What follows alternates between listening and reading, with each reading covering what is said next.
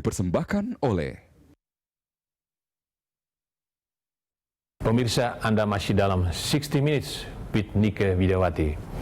Bu Nike, ini menarik, Pertamina juga sudah mengembangkan energi hijau ini dan kemudian sudah mulai mengimplementasi yang menjadi standar dunia, itu menjaga bumi, menjaga lingkungan sosial dan governance ya, yang orang bilang ESG ya, Environment, Social and Governance.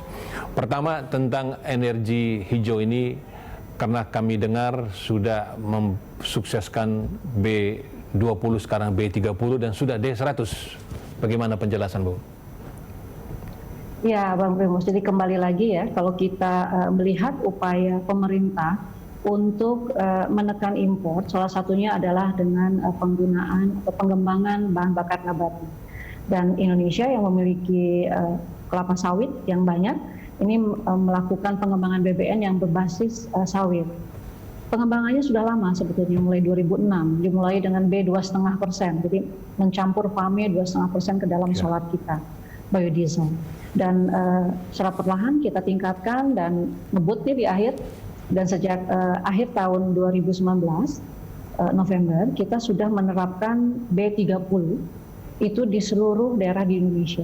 Jadi sekarang kita sudah mengimplementasikan B30 sebagai mandatory program pemerintah. Dan tidak berhenti di situ, Pertamina sudah juga memproduksi yang kita sebut D100, jadi 100% itu dari CPO. Dengan mengoptimalkan kilang-kilang yang ada sekarang. Jadi yang pertama kita sudah bisa mengoptimalkan fasilitas yang ada di Dumai, di kilang Dumai, kita sudah bisa menghasilkan 1.000 barel per hari. Kemudian nanti di akhir tahun ini sebagai kado ulang tahun ini, teman-teman di Cilacap itu bisa menghasilkan bioaftur. Tahun depan kita bisa menghasilkan 3.000 sampai 6.000 barel per hari di Cilacap. Dan nanti kita lanjutkan dengan biorefinery yang 20.000 barel per hari di Pelaju, dan juga di beberapa kilang kita akan bangun, karena kita kemudian akan menuju ke B40. Jadi dengan Balitbank SDM kemarin kita baru saja tanda tangan kerjasama, sedang uji coba untuk penerapan B40. Insya Allah nanti di triwulan masuk ke triwulan kedua tahun depan, hasil uji cobanya sudah ada, termasuk protesnya, sehingga nanti kita akan tingkatkan ke B40. Nah, dengan demikian maka ada dua yang bisa kita dapatkan dari program ini. Jadi yang pertama adalah menurunkan impor, yang kedua adalah kita mengoptimalkan sumber daya alam yang dimiliki Indonesia, yang tentunya ini memberikan multiplier effect ya, dari mulai petani plasma sampai ke ekosistem dari kelapa sawit itu sendiri. Jadi program Pertamina tidak akan berhenti di situ dari sisi biodiesel saja, tapi kita juga akan masuk ke biogasolin. Jadi biogasolin yang akan kita tuju adalah mencampur gasolin, yang sekarang kita masih 100% ya gasolin itu, kita akan campur nanti dengan metanol dan etanol. Dan metanol dan etanolnya tentu ini juga akan diproses dari sumber daya yang banyak dimiliki Indonesia, dari coal gasification. Dan sedangkan etanolnya nanti dari bio juga Bang Primus. Ini bisa dari cassava, nanti bisa dari beberapa bahan bakar nabati lainnya. Jadi ini sangat menarik sekali. Riset-riset sedang terus kita lakukan, dan bahan bakar nabati akan terus kita tingkatkan di dalam portfolio energy mix-nya Indonesia. Iya, Bu, kalau B30 yang akan sekarang menuju B40 jelas, karena itu 30 atau 40% itu adalah FAME, ekstrak dari CPO, yang lain solar ya. Kalau D100 itu apakah 100% dari biofuel semuanya? 100% dari CPO. 100% jadi, CPO ya? Rencananya, betul. Jadi rencananya kalau nanti kita bicara B40, itu seperti ini. B40 itu adalah 30%-nya dari FAME, kemudian yang 10%-nya adalah dari D100, yang 100% dari CPO itu. Nah, yang 60%-nya itu adalah dari solar. Jadi seperti itu, kita campur. Ini bagus sekali nih, ininya spesifikasinya. Nah, ini tren dunia menuju energi hijau. Nah, pertanyaannya bagaimana pricingnya, harganya. Nah, sekarang ini teknologi sudah bisa menekan harga nggak, Bu? supaya Ya, bisa bersaing dengan energi fosil, dengan minyak dan gas. Ya, kuncinya ini kan bagaimana kita kemudian mengelolanya dari hulu ke hilir.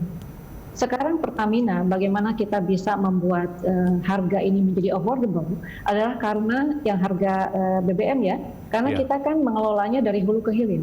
Nah ini pun sama, kalau kita bicara tentang bioenergi, maka pengelolaan dan juga regulasi pengaturan ini harus dari hulu ke hilir. Jadi kita harus juga ada regulasi yang menempatkan bahan bakar nabati ini adalah sebagai bahan baku energi.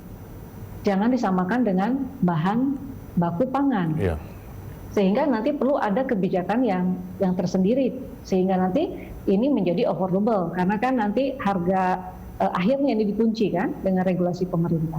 Nah kalau ini sudah ada kebijakan pricing dari hulu ke hilir, ya saya yakin ini bisa sustain dan bisa continue. Gitu. Yang penting program ini akan berjalan kalau ada continuous supply dan ada kebijakan dari pricing policy-nya yang secara jangka panjang ini bisa menjaga, satu, menjaga keberlangsungan dari sisi hulunya, kedua, menjaga keberlangsungan dari sisi hilirnya.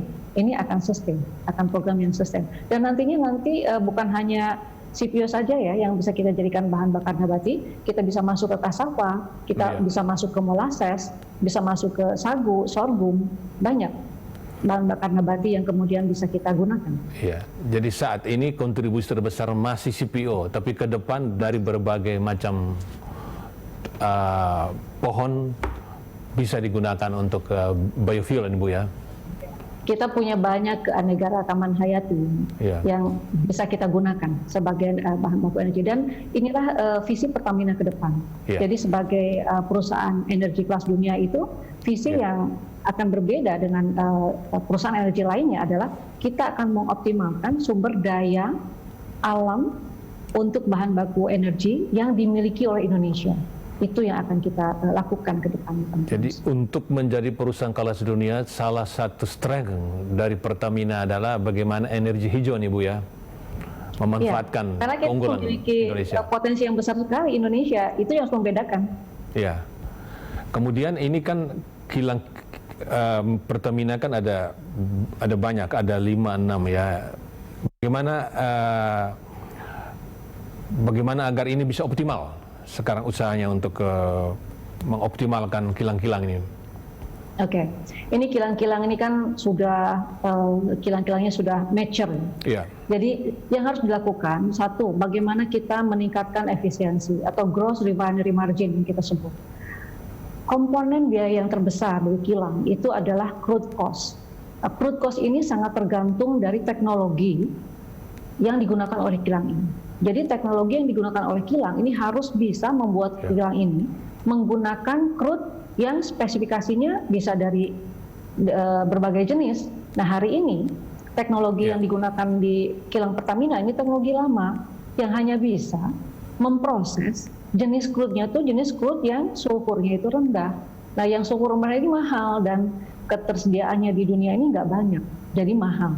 Oleh karena itu, yang harus dilakukan adalah kita melakukan revamping, memperbaiki konfigurasinya, sehingga nantinya kilang Pertamina ini dapat memproses berbagai jenis kilang yang kita sebut mempunyai crude flexibility yang lebih baik. Nanti ini kemudian bisa menurunkan biaya crude-nya, dan gross refinery margin-nya akan meningkat. Itu adalah langkah yang mandatoris dilakukan, supaya nanti harga BBM kita bisa kita tekan kembali. Itu yang paling utama, Bang Primo. Selain nanti kemudian kita harus bangun petrochemical untuk kita integrasikan ya, karena ke depan dengan adanya electric vehicle gitu ya. Nah, sebagai mitigasi resiko tersebut, maka selanjutnya ketika nanti demand BBM ini turun, maka kita bisa switch kilang ini untuk memproduksi petrochemical product.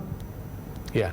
Pemirsa, apakah nanti seluruh hasil produksi minyak bumi 100% diolah dalam negeri, dan bagaimana kiprah Pertamina dalam melayani masyarakat dalam kebutuhan BBM?